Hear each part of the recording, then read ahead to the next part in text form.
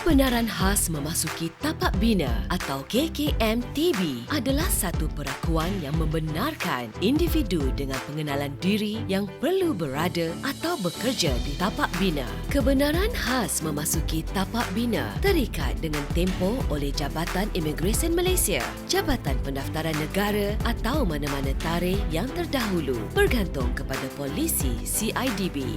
Hanya majikan yang boleh membuat permohonan KKMTB di sistem CIMS CIDB. Individu dengan perakuan kebenaran khas tidak dilindungi Pelan Perlindungan Takaful Berkelompok Personel Binaan Berdaftar CIDB.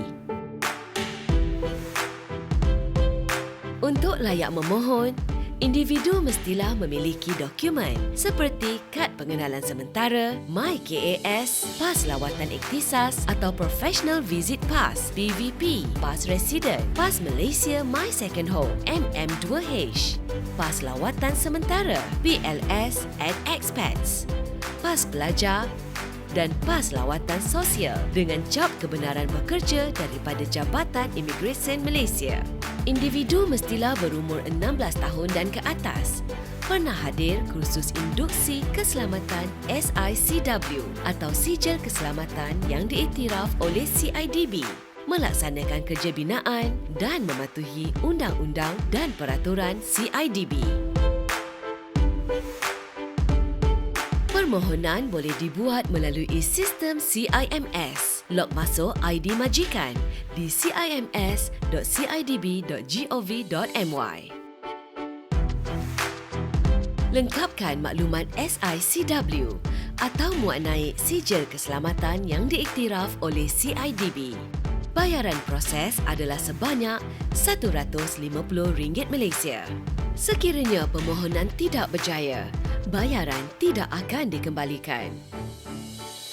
Lengkapkan maklumat dan muat naik salinan pasport, permit kerja serta surat tawaran kerja.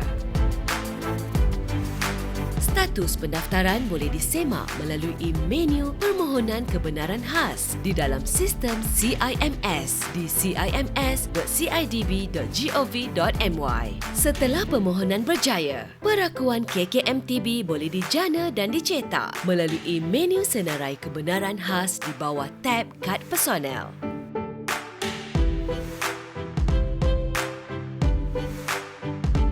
Untuk maklumat lanjut, sila layari portal rasmi CIDB di www.cidb.gov.my.